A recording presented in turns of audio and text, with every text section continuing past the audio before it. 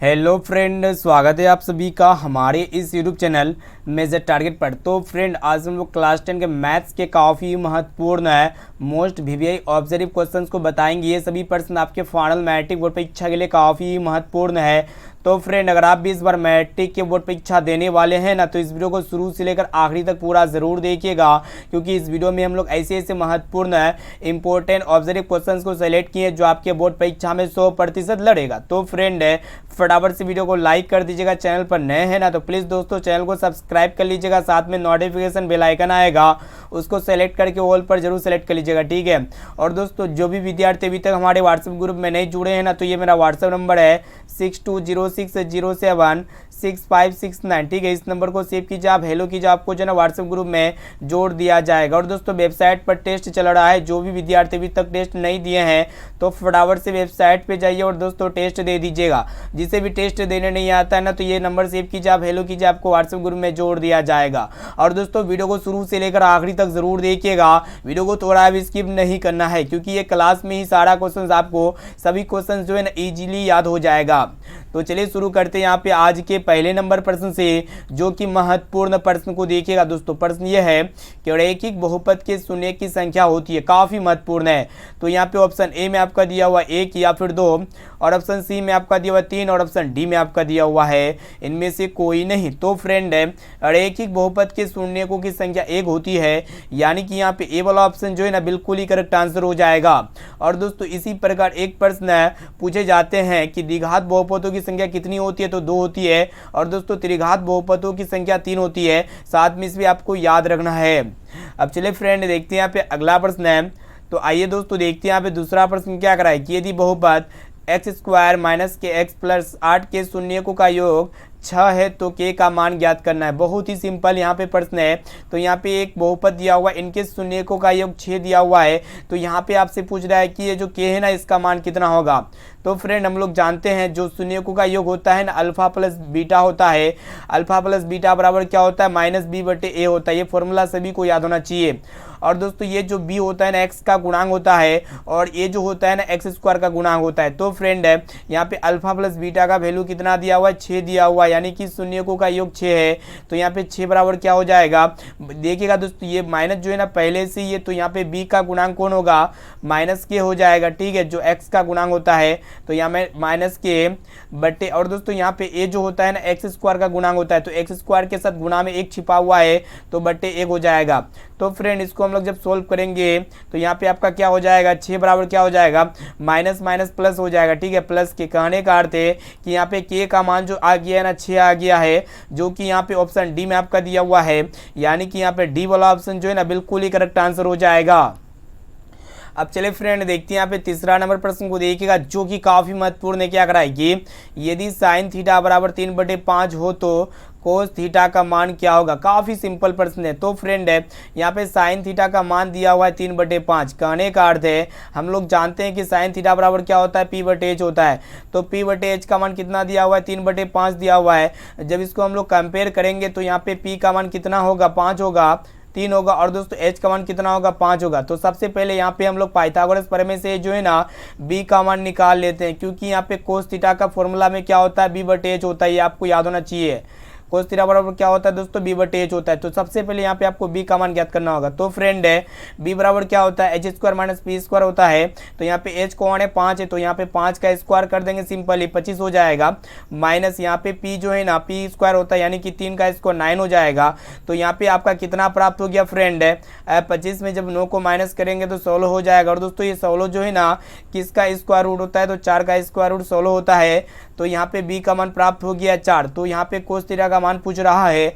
तो friend, cos theta बराबर formula क्या होता है, b/h होता है। तो b का मान अभी अभी ज्ञात किए, कितना ज्ञात किए, 4 ज्ञात किए। तो 4 बटे आपका h का मान देखिएगा दोस्तों, यहाँ पे 5 दिया हुआ है, तो 4/5, जो कि यहाँ पे जो है ना ऑप्शन नंबर ए में आपका दिया हुआ है, यानी कि यहाँ पे ए वाला ऑप्शन जो है ना बिल्कुल ही करेक्ट आंसर हो जाएगा।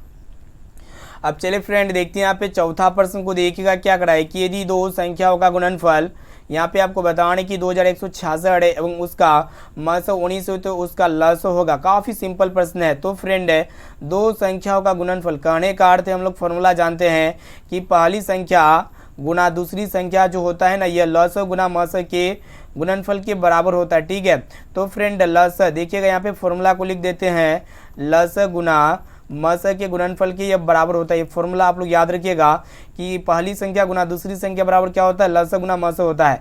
तो फ्रेंड यहाँ पे दो संख्याओं का गुणनफल यानी कि पहली और दूसरी दोनों संख्याओं का गुणनफल कितना दिया हुआ है, 2166 दिया हुआ है। ठीक है, और यहाँ पे दोनों में से मस दिया हुआ है, तो यहाँ पे लस हमको ज्ञात करना है। तो फ्रेंड यहाँ पे लस को ऐसे ही रहने दीजिए, मस की जगह आप लोग यहाँ पे इजीली जो ना 19 लिख दीजिएगा।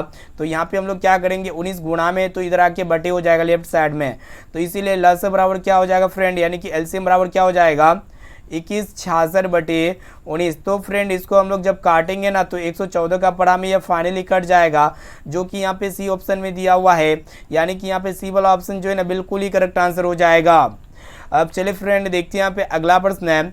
तो फ्रेंड देखिए यहाँ पे 5 नंबर प्रश्न क्या कर रहा है, यदि थीटा बराबर 60 डिग्री तो sine theta plus cos theta का मान होगा। बहुत ही सिंपल प्रश्न है, तो सिंपली आपको थीटा के जगह जो है ना कितना लिखना है, 60 डिग्री लिखना है जहाँ जहाँ थीटा है। तो चलिए दोस्तों यहाँ पे हम लोग 60 डिग्री लिख देते हैं, तो यहाँ पे साइन 60 डिग्री प्लस, तो फ्रेंड यहाँ पे कोस थीटा यानी कि कोस 60 डिग्री हो जाएगा।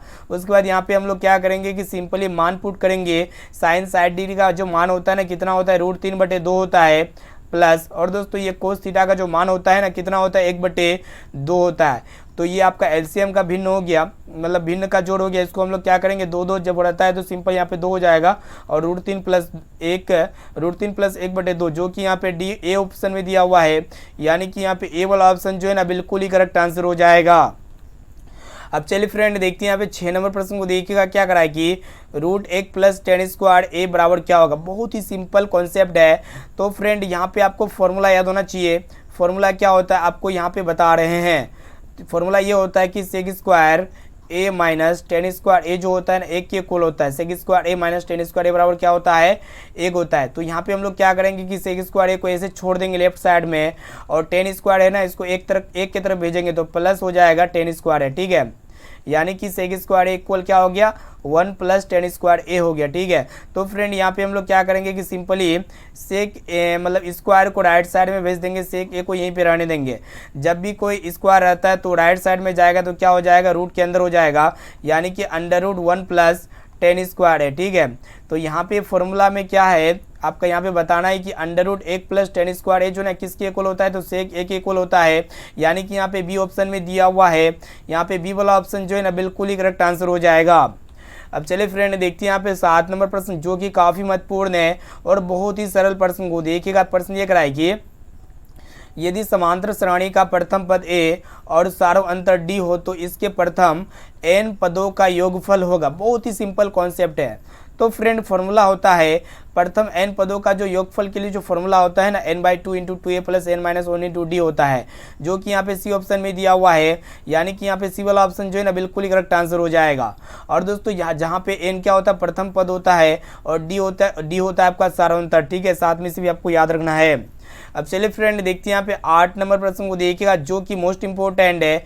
ये प्रश्न जो है ना आपके फाइनल मैट्रिक बोर्ड परीक्षा में 100% ये सभी प्रश्न पूछे जाएंगे। प्रश्न ये करा कि मूल बिंदु का निर्देशांक क्या होता है। तो फ्रेंड मूल बिंदु बोले तो ओरिजिन पॉइंट का जो निर्देशांक होता है ना 0,0 होता है, जो कि यहाँ पे बी ऑप्शन में दिया हुआ है, यानी कि यहाँ पे बी वाला ऑप्शन जो है ना बिल्कुल ही करेक्ट आंसर हो जाएगा।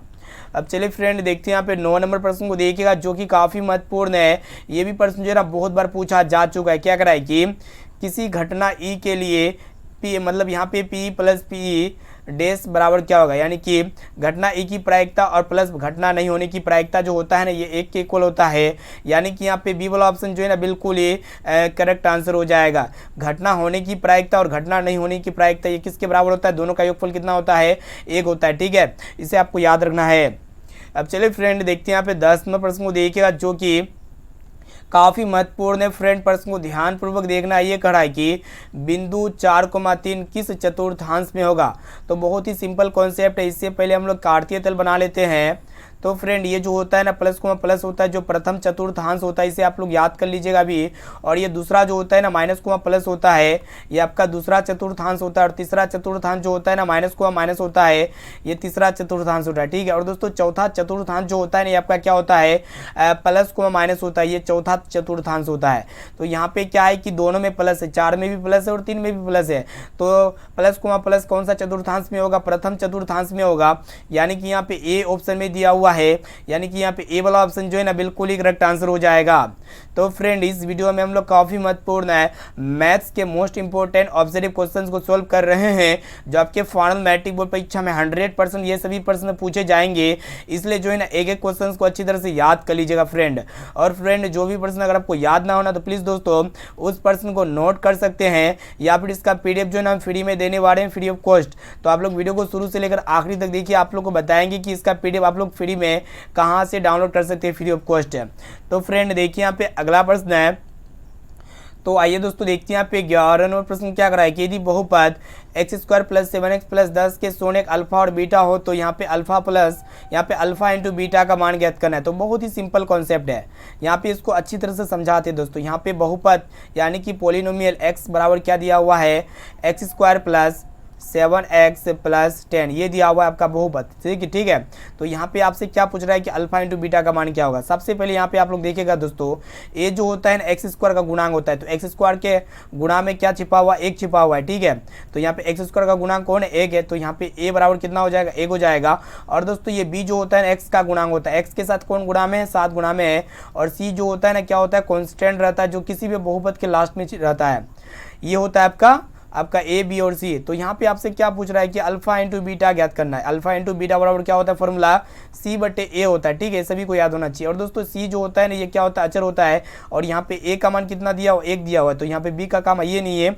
तो यहाँ पे अल्फा इंटू बीटा का मान कितना आ गया, 10/1 यानी कि 10, जो कि यहाँ पे ऑप्शन ए में आपका दिया हुआ है। ए वाला ऑप्शन जो है ना बिल्कुल ही करेक्ट आंसर हो जाएगा। अब चलिए फ्रेंड देखते हैं यहाँ पे 12 नंबर प्रश्न को देखिएगा, जो कि काफी महत्वपूर्ण प्रश्न को देखिएगा ध्यानपूर्वक। क्या कराए कि वृत्त पर कितनी स्पर्श रेखाएं खींची जा सकती है। बहुत ही सिंपल प्रश्न है। अगर यहाँ पे एक सर्किल बना लेते हैं, मान लीजिए आपका वृत्त है, ठीक है। तो इस वृत्त पर हम लोग कितनी स्पर्श रेखा खींच सकते हैं, बहुत सारा स्पर्श रेखा हम लोग खींच सकते हैं, यानी कि अनंत, जिसको हम लोग गिन नहीं सकते हैं, जिसके काउंट नहीं कर सकते हैं। जिधर मन करता है उधर से आप लोग स्पर्श रेखा इसे वृत्त पर खींच सकते हैं। तो यहाँ पे वृत्त पर कितनी स्पर्श रेखाएं खींची जा सकती है, तो अनंत, यानी कि यहाँ पे डी वाला ऑप्शन बिल्कुल ही करेक्ट आंसर हो जाएगा। और दोस्तों एक प्रश्न ये भी पूछे जाते हैं कि वृत्त के बाह्य बिंदु से कितनी स्पर्श रेखा खींची जा सकती है। तो यहाँ पे वृत्त के बाह्य बिंदु है, तो इससे कितनी स्पर्श रेखा खींची जा सकती है, सिर्फ और सिर्फ 2 ही स्पर्श रेखा खींची जा सकती है। साथ में इसे भी आप लोग को याद रखना है। अब चलिए फ्रेंड देखते हैं यहाँ पे अगला प्रश्न, जो कि काफी महत्वपूर्ण है फ्रेंड। प्रश्न को ध्यान से देखिएगा क्या कराएगी, यदि a + b = 90 डिग्री, तो यहाँ से आपसे क्या पूछ रहा है कि cos a का मान कितना होगा, यानी कि cos a बराबर होगा। तो फ्रेंड यहाँ पे जो दिया हुआ उसको लिख लेते हैं। a + b बराबर कितना दिया हुआ है, 90 डिग्री दिया हुआ है, ठीक है। तो हम लोग क्या करेंगे कि a को लेफ्ट साइड में रहने देंगे और b जो है ना ये 90 डिग्री की तरफ भेज देंगे, तो -b हो जाएगा। और हम क्या करेंगे यहाँ पे दोनों और जो है ना cos a लेंगे। तो यहाँ पे cos a बराबर कितना हो जाएगा, cos 90 डिग्री -b। तो फ्रेंड यहाँ पे cos a बराबर हो जाएगा आपका, देखिएगा cos a किसके इक्वल हो जाएगा, cos 90 डिग्री - थीटा का मान कितना होता है, sin थीटा होता है, यानी कि sin थीटा की जगह यहाँ पे b है, ठीक है। तो यानी कि cos a जो होगा ना cos sin b के इक्वल होगा, जो कि यहाँ पे c ऑप्शन में दिया हुआ है, यानी कि यहाँ पे c वाला ऑप्शन जो है ना बिल्कुल ही करेक्ट आंसर हो जाएगा। अब चलिए फ्रेंड देखते हैं यहाँ पे 14 नंबर प्रश्न को देखिएगा क्या करा है कि 121/77 का सरलतम रूप क्या होगा। तो बहुत ही सिंपल कॉन्सेप्ट यहाँ पे हम फॉलो करेंगे, 121/77। तो फ्रेंड ये 121 जो ना किसका स्क्वायर होता है, तो 11 का स्क्वायर होता है बटे, और ये 77 जो होता है ना 11 7 77 होता है 7 बार में। तो यहाँ पे क्या होगा कि 11 से 11 कैंसिल हो गया, तो ऊपर में आपका 11 बचा और नीचे में 7 बचा, यानी कि 11/7, जो कि बी ऑप्शन में दिया हुआ है। यानी कि यहाँ पे बी वाला ऑप्शन जो है ना बिल्कुल ही करेक्ट आंसर हो जाएगा। अब चलिए दोस्तों देखते हैं यहाँ पे 15 नंबर प्रश्न जो कि काफ़ी महत्वपूर्ण है। क्या कराए कि दो घात वाले बहुपद को क्या कहते हैं, मोस्ट इंपोर्टेंट है ये प्रश्न जो है ना आपके फाइनल मैट्रिक बोर्ड परीक्षा में ये सभी प्रश्न 100% पूछे जाएंगे। तो दो घात वाले बहुपद को हम लोग क्या कहते हैं, द्विघात बहुपद कहते हैं। और दोस्तों एक घात वाले बहुपद को क्या कहते हैं, रैखिक बहुपद कहते हैं। त्रिघात वाले बहुपद को हम लोग क्या कहते हैं, त्रिघात बहुपद कहते हैं। ठीक है, अब चलिए फ्रेंड देखते हैं यहाँ पे 16 नंबर प्रश्न को देखिएगा जो कि काफ़ी महत्वपूर्ण है। इस प्रश्न को ध्यान से समझिएगा। देखिएगा क्या कराएगी, निम्नलिखित में से कौन अभाज्य संख्या है। ठीक है, तो फ्रेंड अभाज्य संख्या क्या होता है आप लोग इसको समझिएगा। मतलब वो संख्या जो एक से कटे और जो स्वयं से कटे। कहने का अर्थ है कि जिसका सिर्फ और सिर्फ दो ही गो फैक्टर हो। ठीक है, उसी को हम लोग क्या कहते हैं, अभाज्य संख्या कहते हैं। तो यहाँ पे अगर हम लोग सबका बारी बारी से एलसीएम करेंगे तो यहाँ पे अगर 23 का एलसीएम करेंगे, 23 क्या होता है कि ये एक से कटता है। ठीक है, एक से कटता है और 23 किससे कटता है, एलसीएम करेंगे तो 23 से कटेगा। इसका फैक्टर कितना हुआ, 1 और 23। कहने का अर्थ है जो एक से कटे और जो स्वयं यानी कि 23 से कटे तो वो क्या होता है, अभाज्य संख्याएं होती है। ठीक है, और या फिर इसे आप लोग एलसीएम कीजिएगा तो ये क्या होगा, एक का पढ़ा 23 बार पढ़ेंगे तो इसका फैक्टर सिर्फ 2 ही होगा ना, इसलिए ये क्या हो गया आपका अभाज्य संख्या हो गया। ठीक है, इस यहाँ पे इनके अलावा 15 हो गया, 12 हो गया और 75 का फैक्टर कीजिएगा ना तो क्या होगा, इसका 2 से ज़्यादा आएगा इसका अभाज्य गुणनखंड। अब चलिए फ्रेंड देखते हैं यहाँ पे 17 नंबर प्रश्न को देखिएगा जो कि काफ़ी महत्वपूर्ण है। तो फ्रेंड प्रश्न को देखिएगा क्या कराए कि 2 cos स्क्वायर 60 डिग्री का मान कितना होगा। बहुत ही सिंपल प्रश्न है, तो चलिए इसको हम लोग फटाफट से सॉल्व करते हैं। तो फ्रेंड अभी तक वीडियो को लाइक नहीं किया ना तो प्लीज़ दोस्तों जल्दी से फटाफट से वीडियो को लाइक कर दीजिएगा। चैनल पर नए ना तो प्लीज़ दोस्तों चैनल को सब्सक्राइब जरूर कर लीजिएगा। तो यहाँ पे दोस्तों देखिएगा ध्यान से, प्रश्न ये है कि 2 cos स्क्वायर 60 डिग्री का मान पूछ रहा है। ठीक है, तो चलिए इसको हम लोग सॉल्व करते हैं शानदार तरीके से।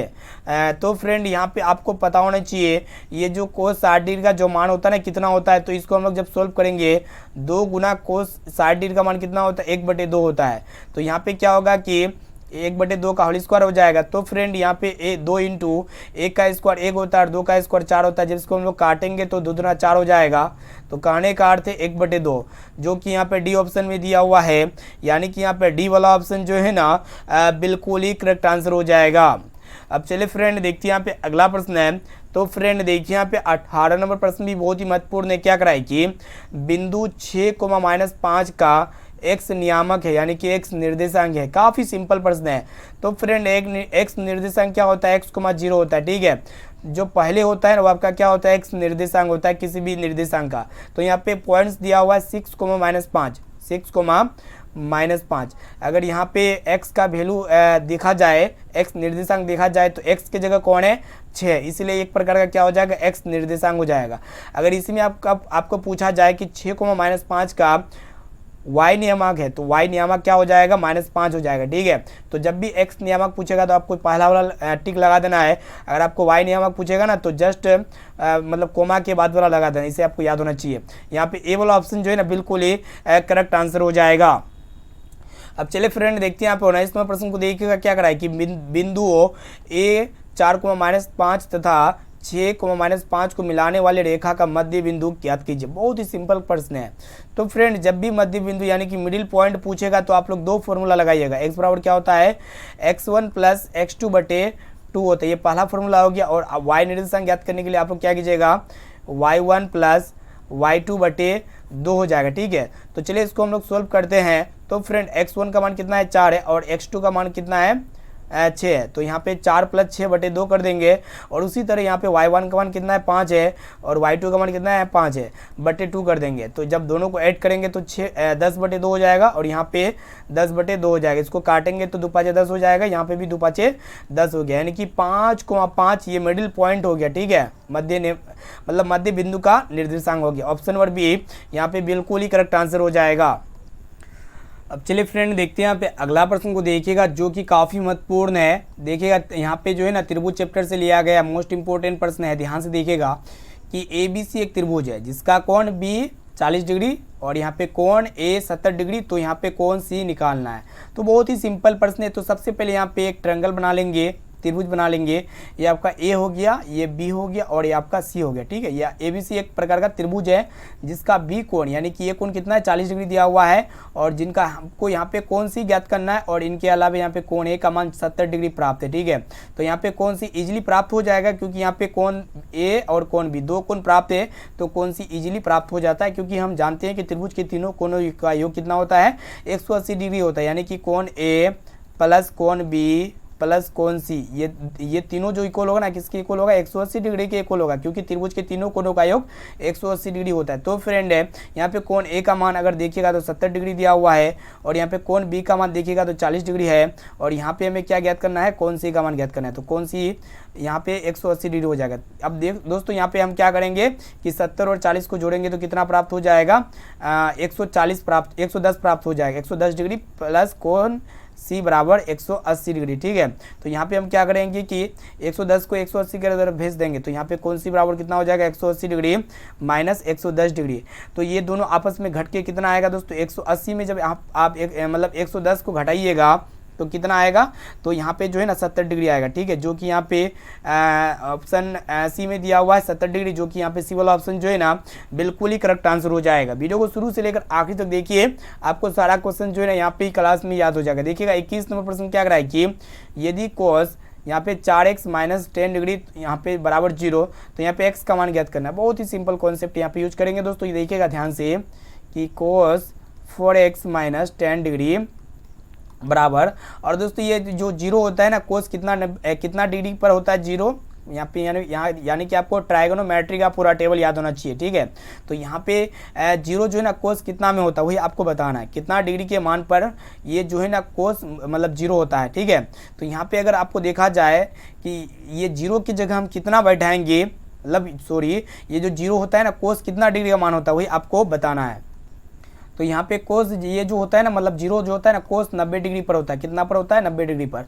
तो यहाँ पे क्या होगा कि कोस से कोस कैंसिल हो जाएगा तो यहाँ पे आपका बचेगा क्या 4x माइनस 10 डिग्री बराबर 90 डिग्री। हम लोग यहाँ पे क्या करेंगे माइनस 10 डिग्री ये 90 की तरफ जाएगा तो सिंपल है प्लस हो जाएगा तो 90 डिग्री माइनस है तो इधर आके क्या होगा राइट साइड में प्लस हो जाएगा प्लस 10 डिग्री। तो फ्रेंड यहाँ पे 4x बराबर कितना हो जाएगा 90 और 10 कितना हो जाएगा 100 डिग्री हो जाएगा। तो इसीलिए यहाँ पे x का मान कितना आ गया 100/4 आ गया।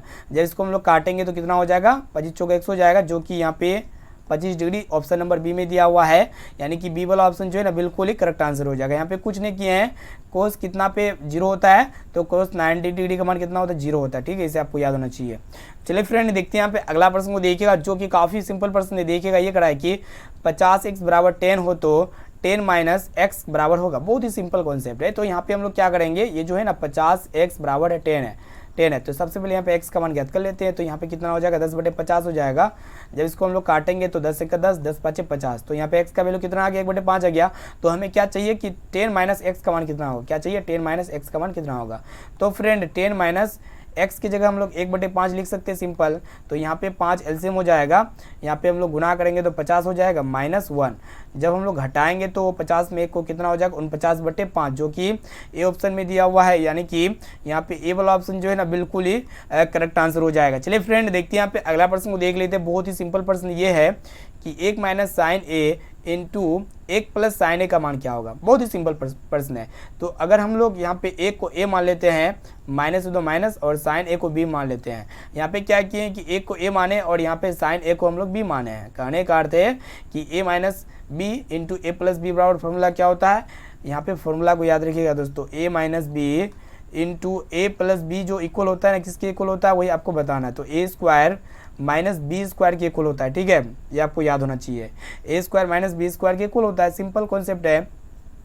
तो यहाँ पे हम लोग क्या करेंगे कि ए कौन है 1 है तो यहाँ पे 1 का स्क्वायर कितना होता है 1 होता है माइनस, और दोस्तों बी कौन है यहाँ पे साइन ए है तो यहाँ पे साइन ए स्क्वायर हो जाएगा, साइन स्क्वायर ए हो जाएगा। और दोस्तों 1 माइनस साइन स्क्वायर ए किसके इक्वल होता है कोस स्क्वायर ए के इक्वल होता है, ठीक है, कोस स्क्वायर है, जो कि यहाँ पे बी ऑप्शन में दिया हुआ है, यानी कि यहाँ पे बी वाला ऑप्शन जो है ना बिल्कुल ही करेक्ट आंसर हो जाएगा, ठीक है, ऑप्शन नंबर बी बिल्कुल सही उत्तर हो जाएगा। चलिए फ्रेंड देखते हैं यहाँ पे अगला प्रश्न को देखिएगा। ये भी प्रश्न जरा काफ़ी महत्वपूर्ण ये प्रश्न है कि यदि ए और बी दो ऐसे न्यून कोण हो जिनमें यहाँ पे साइन ए इक्वल होगा कोस बी का। ठीक है, यहाँ पे कह दिया है साफ साफ कि साइन ए जो होगा ना ये कोस बी के इक्वल होगा। तो यहाँ पे ए और बी का 90 डिग्री से कम वाला मान लेंगे, क्योंकि यहाँ पे कह दिया है कि ए और बी जो होगा ना न्यून कोण होगा, यानी कि 90 डिग्री से कम होगा। तो यहाँ पे 90 डिग्री का मान ऐसा लेंगे जो साइन ए और कोस बी का जो मान होता है ना वो दोनों इक्वल होता है, इक्वल होना चाहिए। ठीक है, तो फ्रेंड यहाँ पे अगर हम लोग ए का मान 45 डिग्री लेते हैं और यहाँ पे हम लोग बी का मान कितना लेंगे, 45 डिग्री लेंगे। ठीक है, तो ये साइन ए कोस बी के इक्वल होता है। कहने का अर्थ है कि ए की जगह हम लोग कितना लिखेंगे, 45 डिग्री लिखेंगे, और यहाँ पे बी की जगह भी कितना लिखेंगे, 45 डिग्री ही लिखेंगे। ठीक है, तो यहाँ पे साइन बी का जो मान होता है, मतलब साइन 45 डिग्री का मान कितना होता है, 1/√2 होता है। ठीक है, और दोस्तों यहाँ पे कोस 45 डिग्री का मान कितना होता है, 1/√2 होता है। तो यहाँ पे हम लोग ए का मान 45 डिग्री लेंगे और बी का मान भी 45 डिग्री ही लेंगे। ठीक है, तो ये 90 डिग्री से दोनों मान क्या छोटा है, 45 डिग्री, और यहाँ पे भी 45 डिग्री। तो यहाँ पे साइन ए कोस बी के बराबर है, तो 1/√2 1/√2 यहाँ पे हो गया बराबर ना, साइन ए कोस बी के बराबर। तो यहाँ पे आपसे क्या पूछ रहा है कि ए प्लस बी का मान क्या होगा। तो फ्रेंड है यहाँ पे ए का मान कितना लिखेंगे, 45 डिग्री लिख देंगे, प्लस कर देंगे, और यहाँ पे बी की जगह कितना लिखेंगे, 45 डिग्री लिख देंगे। तो 45 डिग्री और 45 डिग्री कितना हो जाएगा, 90 डिग्री हो जाएगा, जो कि यहाँ पे सी ऑप्शन में दिया हुआ है। यानी कि यहाँ पे सी वाला ऑप्शन जो है ना बिल्कुल ही करेक्ट आंसर हो जाएगा। चलिए दोस्तों देखते हैं यहाँ पे 25 नंबर प्रश्न को देखिएगा क्या कराए कि निम्नलिखित में कौन सा अपरिमेय संख्या जो रूट से बाहर ना निकले। तो यहाँ पे रूट 17 दिया हुआ है जो कि अपरिमेय संख्या होगा, ये रूट से बाहर नहीं निकलेगा। इनके अलावे रूट 100 दिया हुआ, √100, तो ये 10 का स्क्वायर रूट होता है, बाहर निकल गया। तो यहाँ पे रूट 4 है, ये 2 बाहर निकल गया, और इसमें दोस्तों √16 और यहाँ पे √25 है। तो √16 किसका स्क्वायर रूट होता है, 4 का होता है, और √5 किसका स्क्वायर रूट होता है, 5 का। तो 5 और 4 कितना हो गया, 9। तो ये परिमेय संख्या, ये भी परिमेय संख्या, और ये भी परिमेय संख्या। लेकिन √17 जो होगा ना अपरिमेय संख्या होगा, क्योंकि ये रूट से बाहर नहीं निकलेगा। ये जो वर्गमूल चिन्ह है ना इससे बाहर नहीं निकलेगा। ठीक है, किसी का भी स्क्वायर रूट नहीं होता है। चलिए देखते हैं यहाँ पे 26 नंबर प्रश्न को देखिएगा जो कि काफी महत्वपूर्ण है कि 3 घात वाले बहुपद का कितना शून्यक होगा। बहुत ही सिंपल प्रश्न है। तो फ्रेंड जितना घात होगा उतना उसका क्या होगा, शून्यक होगा। तो यहाँ पे 3 घात है तो 3 शून्यक होगा, सिंपल कॉन्सेप्ट है। और द्विघात वाले बहुपद का कितना शून्यक होगा, 2 होगा। ठीक है, इसे आपको साथ में याद होना चाहिए। बहुत ही सिंपल प्रश्न है और काफी बार पूछा जाता है इस तरह के प्रश्न आपके एग्जाम में। चलिए देखते हैं यहाँ पे अगला प्रश्न को देखिएगा फ्रेंड। प्रश्न बहुत ही महत्वपूर्ण है कि cos 60 degree into cos 30 degree minus sine 60 degree into sine 30 degree का मान कितना होगा। ठीक है, तो यहाँ पे कुछ नहीं करना होगा, आपको सिंपली मान पुट करना होगा। तो यहाँ पे कोस 60 डिग्री का मान कितना होता है, 1/2 होता है, इंटू कोस 30 डिग्री का मान कितना होता है आपका √3/2 होता है। ठीक है, माइनस साइन 60 डिग्री का मान कितना होता है, √3/2 इंटू साइन यहाँ पे 30 डिग्री का मान कितना होता है, 1/2। इसको हम लोग सोल्व करते हैं। √3 को 1 से गुना करेंगे, √3/2 दूना 4 हो जाएगा, नीचे को नीचे से यानी कि 2 को 2 से गुना कर देंगे माइनस। और दोस्तों यहाँ पे √3 को 1 से गुना करेंगे तो क्या होगा, √3 हो जाएगा बटे 2 दूना 4 हो जाएगा। तो यहाँ पे क्या होगा, यहाँ पे भी √3/4, यहाँ पे भी √3/4, यहाँ पे प्लस यहाँ पे माइनस, दोनों ये क्या होगा, कैंसिल हो जाएगा, यानी कि 0 आ जाएगा, जो कि यहाँ पे सी ऑप्शन में दिया हुआ है। यानी कि यहाँ पे सी वाला ऑप्शन जो है ना बिल्कुल ही करेक्ट आंसर हो जाएगा। चलिए दोस्तों देखते हैं यहाँ पे अगला प्रश्न को देखिएगा जो कि काफी महत्वपूर्ण है कि कोस π/3 का मान ज्ञात करना है। ठीक है, कोस π/3। तो यहाँ पे आपको जो है ना रेडियन में मान ज्ञात मतलब आना चाहिए। रेडियन में कैसे ज्ञात किया जाता है मान, तो फ्रेंड यहाँ पे कोस π/3 है। ठीक है, कोस π/3। तो यहाँ पे दोस्तों ध्यान से देखिएगा, ये जो पाई का मान जो होता है ना डिग्री में कितना होता है, 180 डिग्री होता है। ठीक है, बटे 3। इसको हम लोग जब काटेंगे तो 3 × 18 हो जाएगा, यानी कि कोस 60 डिग्री का मान यहाँ पे आपसे पूछ रहा है। ठीक है, तो कोस 60 डिग्री का मान कितना होता है, 1/2 होता है, जो कि यहाँ पे सी ऑप्शन में दिया हुआ है। यानी कि यहाँ पे सी वाला ऑप्शन जो है ना बिल्कुल ही करेक्ट आंसर हो जाएगा। चलिए फ्रेंड देखते हैं यहाँ पे अगला प्रश्न जो कि काफी सिंपल प्रश्न है। देखिएगा क्या कराए कि 44 मीटर परिधि वाले वृत्त की त्रिज्या निकाले। ठीक है, तो यहाँ पे 44 मीटर परिधि वाले वृत्त का त्रिज्या निकालना है या रेडियस निकालना है। ठीक है, तो यहाँ पे परिधि यानी कि सी का मान कितना दिया हुआ, 44 मीटर दिया हुआ। ठीक है, तो फ्रेंड हम लोग फॉर्मूला जानते हैं, ये जो 2πr का मान कितना दिया हुआ, 44 दिया हुआ है। ठीक है, तो यहाँ पे इजीली ज्ञात हो जाएगा। तो 2 गुना पाई का मान 22/7 रख देंगे, गुना करेंगे r से। ठीक है, ये इक्वल किसके होगा, 44 के होगा।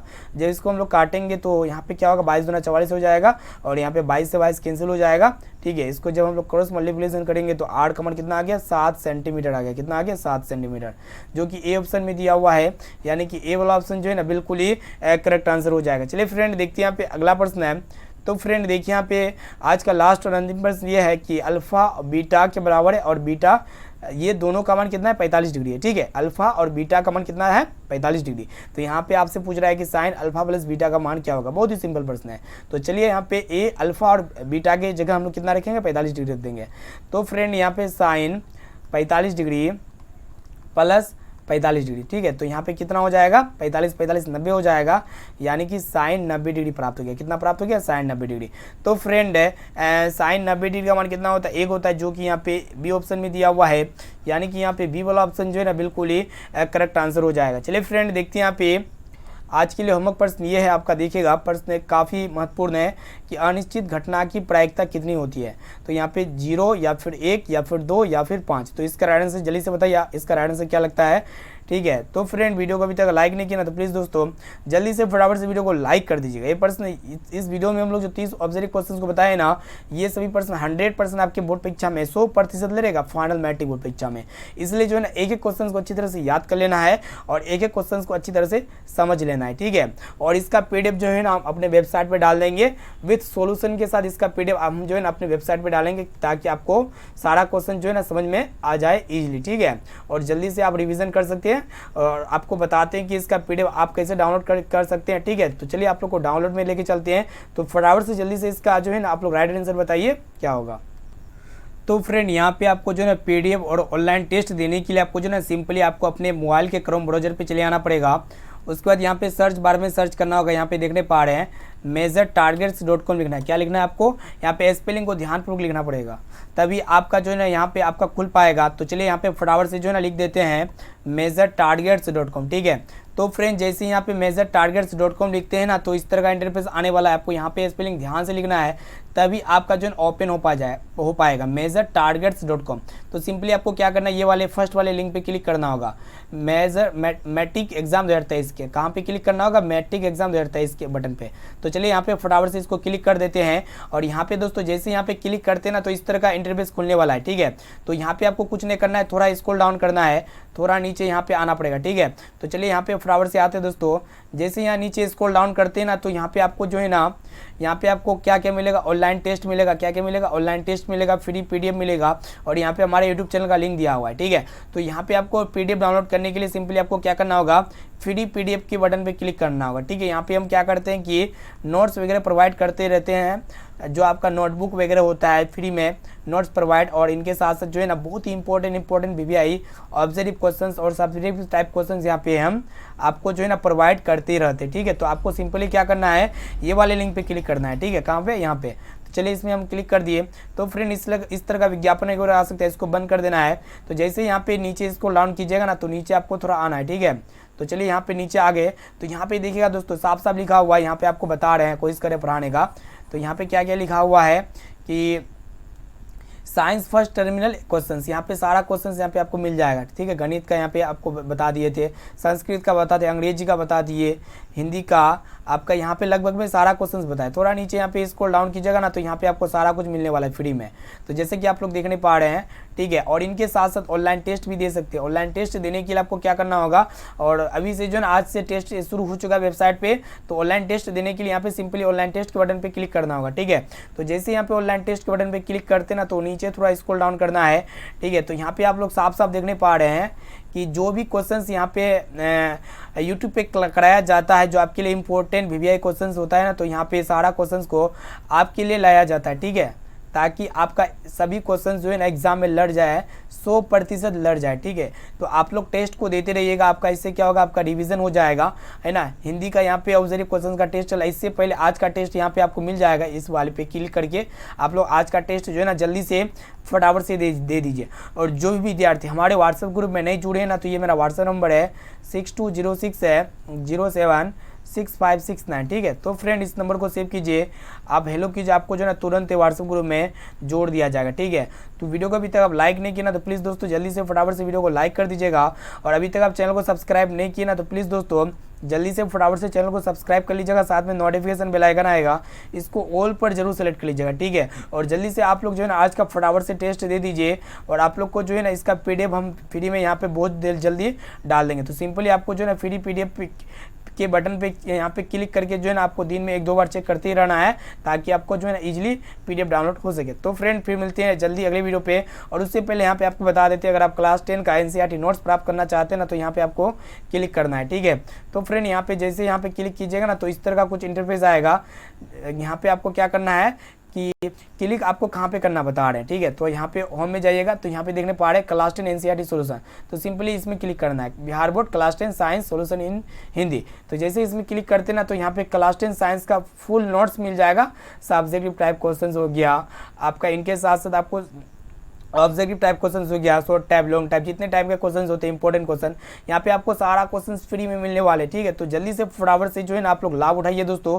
आप लोग इजीली यहाँ पे PDF को कोई भी किसी में भी क्लिक करके जो है ना आप इजीली PDF को यहाँ पे इजीली पढ़ सकते हैं और डाउनलोड भी कर सकते हैं। यहाँ पे चैप्टर वाइज रहेगा, ठीक है, एक एक चैप्टर को यहाँ पे बताया गया है PDF फॉर्मेट में, ठीक है। तो आप लोग जरूर से जल्दी पढ़ लीजिए, सारा क्वेश्चन को याद कर लीजिए दोस्तों, ताकि आपका एक भी क्वेश्चन ना छूट सके। जैसे कि आप लोग यहाँ पे सारा कुछ देखने पा रहे हैं कि कमरे की ताप पर दर्द होती है, चाकू से आसानी से काट सकते हैं। 3 उदाहरण देना है धातु का जो आसानी से काट सकते हैं। यहाँ पे देख सकते हैं सारा कुछ आपको फ्री में मिलने वाला है, ठीक है। तो जल्दी से इसका लाभ उठाइए। तो फ्रेंड वीडियो को लाइक कर दीजिए, फिर मिलते हैं जल्दी अगले वीडियो पे।